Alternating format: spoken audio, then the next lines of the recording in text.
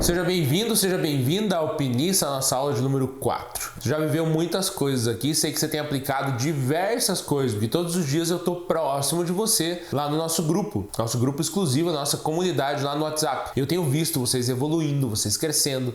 Tivemos vários desafios, tivemos inúmeras provas daquilo que nós precisamos enfrentar, das nossas crux, que são as subidas mais desgastantes, as mais difíceis, as que exigem mais de nós. E ao longo dos dias, ao longo das aulas, nos exigimos, nos desafiamos. E a partir de agora nós vimos o nosso senso de novidades, vimos várias aulas novas, vários conteúdos novos, isso liberou dopamina no nosso cérebro. Depois nós temos o nosso grupo exclusivo, onde eu e você fazemos parte, onde somente os alpinistas, aqueles que realmente decidiram mudar a sua vida, construir resultados, definir metas, objetivos estão. E aí liberamos ocitocina, depois começamos a fazer atividade física, começamos a nos alimentar melhor nos últimos desafios, liberamos endorfina. O que eu estou fazendo com isso? Eu estou provocando a tua farmácia cerebral para que você cresça, para que você melhore, para que você se desenvolva, liberando todas as substâncias ligadas a tudo que você precisa. Dopamina, ocitocina no nosso grupo, a endorfina com a prática da atividade física, e tudo isso vai ampliando a tua capacidade de recursos. Hoje na nossa aula a gente vai falar sobre grana, dinheiro, o quanto o dinheiro é bom, o quanto a prosperidade, estar aberto à prosperidade é fundamental nas nossas vidas. O quanto estar ligado ao dinheiro, o quanto buscar isso é uma potência no agir. Eu preciso estar direcionado ao dinheiro. Eu preciso estar focado, próspero, pensando de maneira próspera, porque senão eu não vou realizar nada. Se eu tenho a pobreza, mesmo sendo rico, mas tenho a pobreza em mim, logo eu me tornarei pobre. Porque a pobreza e a riqueza, ela também nasce num estado de pensamento, naquilo que eu defino para comigo mesmo, naquilo que realmente eu entendo que é o significado do dinheiro. E essa é a potência sobre o dinheiro que eu, como ser humano, exerço diante do dinheiro. É justamente a potência de dar significado, de realmente entender que ele é a carta de alforria que eu venho falando para vocês há outras aulas. O dinheiro, ele traz felicidade na sua vida? Responda para mim. Se o dinheiro, ele traz felicidade na sua vida, responda e anote. Traz ou não traz? Você tem ferramentas para essa aula, onde a gente vai anotar várias coisas, então imprima lá, pause esse vídeo, vai lá e buscar. Pega papel e caneta e começa a anotar também. Mas a primeira pergunta é: o dinheiro hoje traz felicidade na sua vida? Responda se ele traz felicidade para você. E qual é a função do dinheiro na sua vida? Mas primeiro, perguntando sobre a felicidade.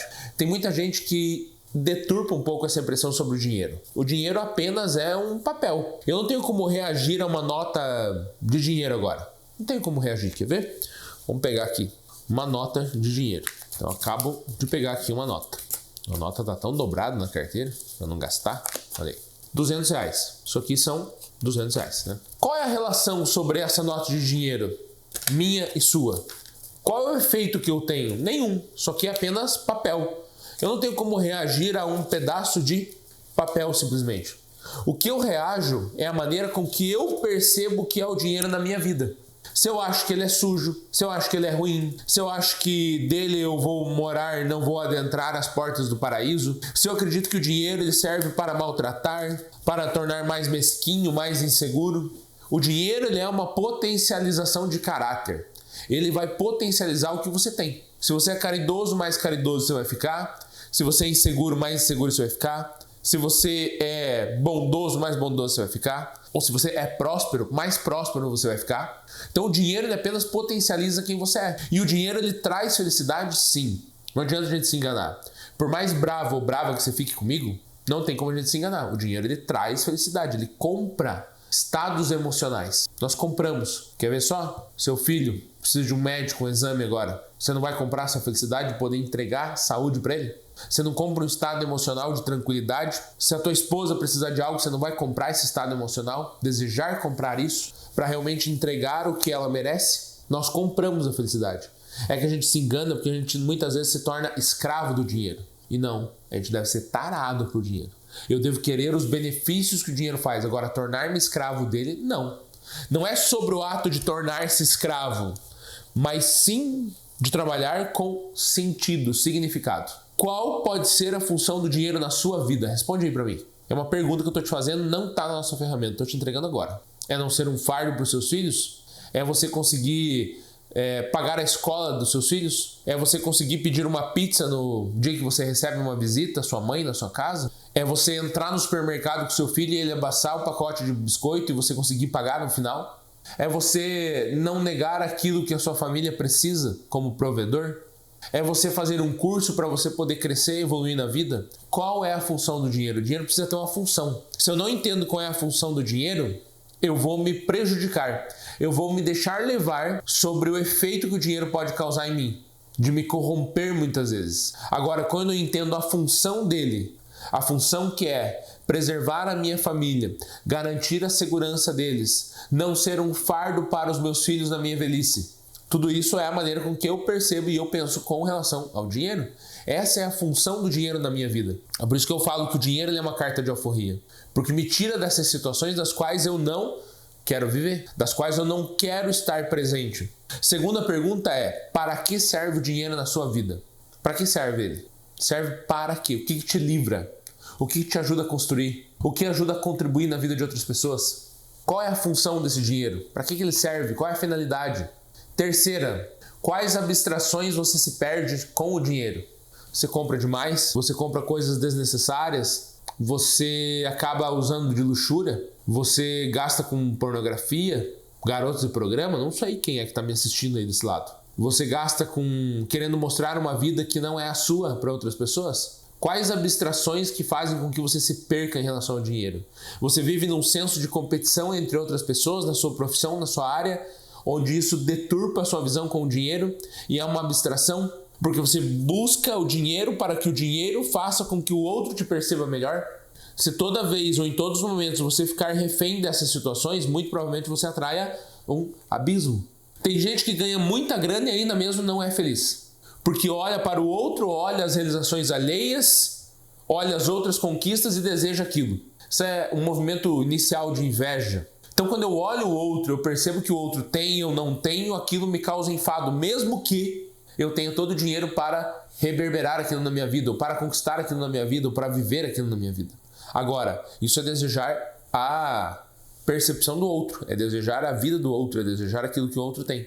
Se você se sentir pobre, mesmo estando rico, isso vai te prejudicar.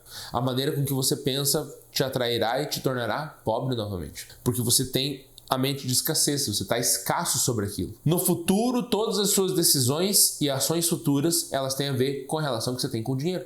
Da maneira com que você percebe. Toda vez que você tira o olho do dinheiro, ele vem. Toda vez que ele não é o foco, ele vem. Toda vez que você ajuda outras pessoas a terem mais resultado, a terem mais dinheiro, ele vem para você. Toda vez que você ajuda dentro de um negócio, ele vem para você. Assim foi na minha vida. Todas as vezes que eu parei de olhar o dinheiro, o que eu poderia ganhar, o dinheiro veio para mim. Toda vez que eu olhei meu cliente sem a percepção de que eu teria o dinheiro dele, mas sim como eu contribuiria para a vida dele, o dinheiro veio. Esse programa nasce num dia, numa reunião, pouco antes que eu tinha com um cliente, um médico, e simplesmente eu abro o Instagram e solto uma chamada no orgânico, nos meus stories, falando que eu faria isso. Em mais ou menos dia 29 de dezembro. E esse programa se tornou anual. E agora a gente vê ele como nível 2 e provavelmente veremos as novas evoluções. Mas isso nasce da vontade, do desejo de contribuir para com o outro. E toda vez que você nasce com essa missão, com esse propósito, e você passa madrugadas a fio, enquanto a sua esposa, a sua família descansam, enquanto nesse momento sua família poderia estar descansando e você está estudando, você está tirando o olhar do dinheiro e o dinheiro vem. A recompensa vem porque esse espírito é o espírito da riqueza, de ter ranço de pobre. Quando eu falo em ter ranço de pobre, a Louis Vuitton ficou famosíssima, porque ela imprimiu numa camiseta dela escrito assim, ranço. Ter ranço é ter avessa ao outro, a tais situações, é não gostar da situação que se vê. Quando eu falo de ranço de pobre, é não gostar da situação na qual vive, é não gostar da situação com a qual enfrenta, é não gostar do momento que vive, principalmente das condições. É odiar as atuais condições que você está vivendo. Quando você faz esse movimento, quando você tem um olhar sobre a prosperidade, sobre o desejo de crescer, de evoluir, de ajudar outras pessoas, o dinheiro começa a aparecer na tua vida. Eu chamo isso de quadro moral, né, ou cota moral, ou cota suficiente para. Dentro de vendas eu chamo muito isso, né? CSP, cota suficiente para. CSP, cota suficiente para. E cota moral. As duas coisas são inversamente proporcionais. Toda vez que eu tenho uma cota suficiente para algo, eu vou no limite, eu abro concessões. Imagine que amanhã você tem um boleto para pagar de R$500 e você vai visitar um cliente que você poderia faturar com ele R$2.000. Provavelmente você vai formular uma proposta irresistível ao ponto de não arriscar ganhar R$2.000 para garantir os 500 que você tem o boleto para pagar amanhã. Você vai garantir uma venda muito menor, mais medíocre, com menos resultado, porque simplesmente você tem uma cota suficiente para comprar ou para pagar um boleto. Toda vez que você entra numa venda perdendo, que você sai todos os dias de casa, que você acorda com uma cota suficiente para algo, a tendência é que você não consiga ter resultado, ou que você reduza muito o resultado que você teria. Porque você está criando uma cota suficiente para pagar uma determinada área. E toda vez que você faz isso, você abre concessões. E concessões na tua direção dos teus objetivos ou na do dinheiro faz com que você perca o dinheiro. É ter uma visão da pobreza, é ter ranço disso. Eu tenho que ter ranço de ter a atual circunstância da minha vida e buscar algo melhor. Algo a mais, é dar um passo maior daquilo que eu deveria ou que eu poderia ter dado. Já a cota moral, ela é diferente. A cota moral blinda você. A cota moral trabalha como um escudo da fraqueza com relação ao dinheiro. Porque eu entro na mesma venda, numa eu tenho uma cota suficiente de R$500, na outra eu tenho uma cota moral. Na cota moral, eu não permito vender por menos que eu acredito que eu mereça. Eu não acredito faturar todos os meses menos que eu acredito que eu mereça. Eu não acredito ter menos clientes que eu acredito que eu mereça. Você não permite que isso aconteça. Porque a tua cota moral está muito firme. Você entra, você negocia, você pensa, você define, você cria objetivos de uma maneira muito mais poderosa. Porque você entende o atual momento que você está.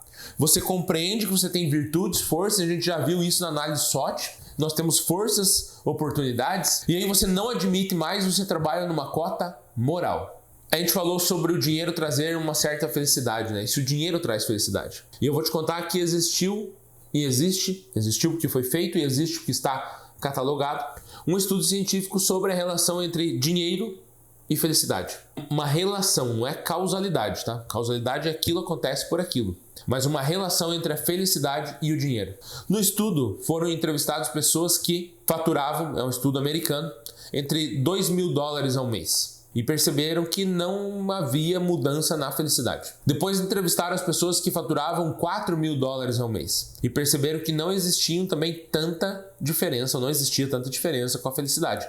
Elas não se sentiam mais felizes porque simplesmente deixaram de ganhar 2.000 e passaram a ganhar 4.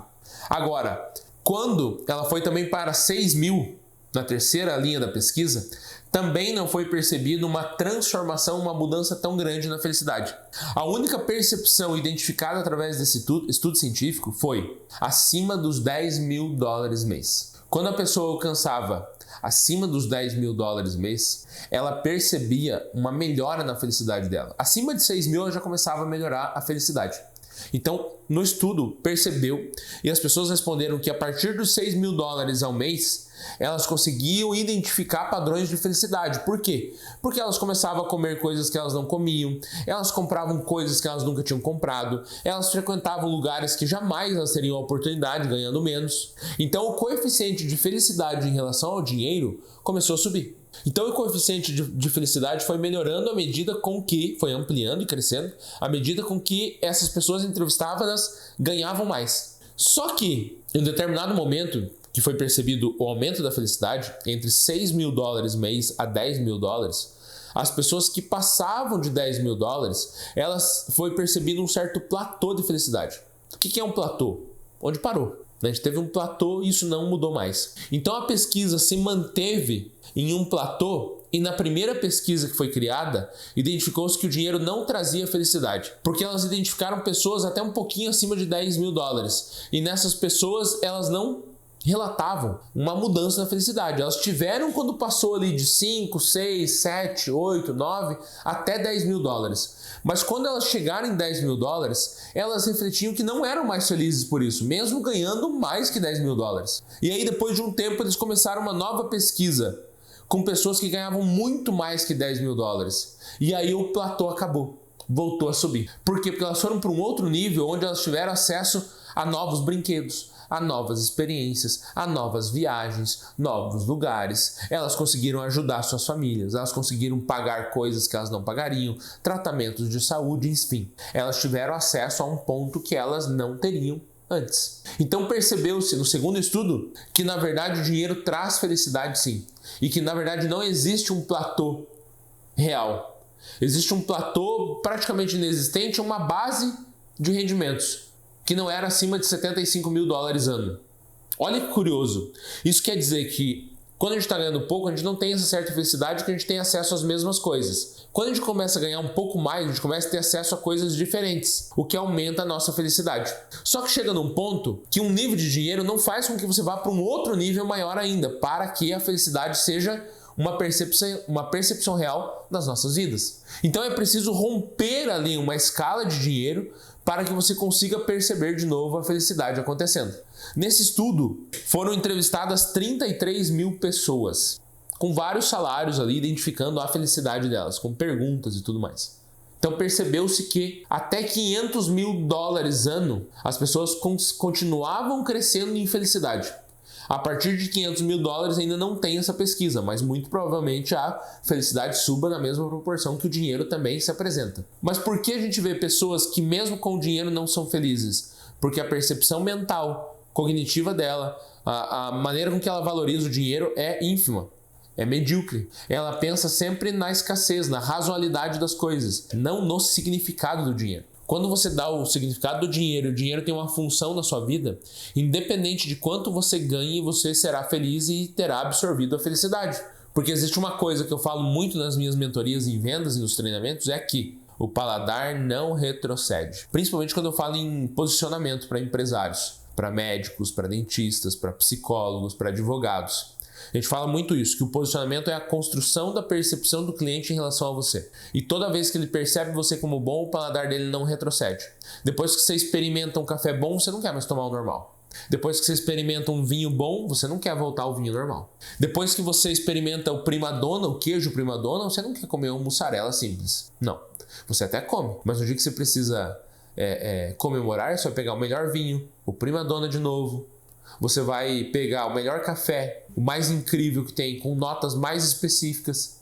O paladar não retrocede. Você não consegue voltar. Depois de ter experimentado, não tem como desexperimentar. É impossível. Então, para isso que o dinheiro tem essa finalidade, essa facilidade da percepção com relação à felicidade. Mas o dinheiro só traz a felicidade quando você dá uma função para ele. Quando ele não tem função, não adianta. Você pode ter todo o dinheiro do mundo, que ele apenas será um pedaço de papel, como eu mostrei para vocês. Apenas um pedaço de papel para muita gente. Para alguns, se eu amassasse isso aqui, não teria finalidade nenhuma. Para outros ficaria, meu Deus, que doido, ele amassou R$200 agora.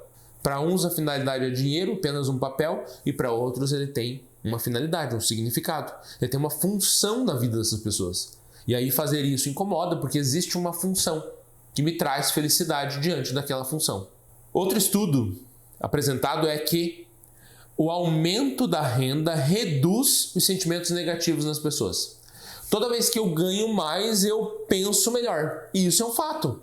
Lembra das últimas vezes que você estava com a corda no pescoço, preocupado se iria dar conta em casa das coisas? Aquilo te incomoda.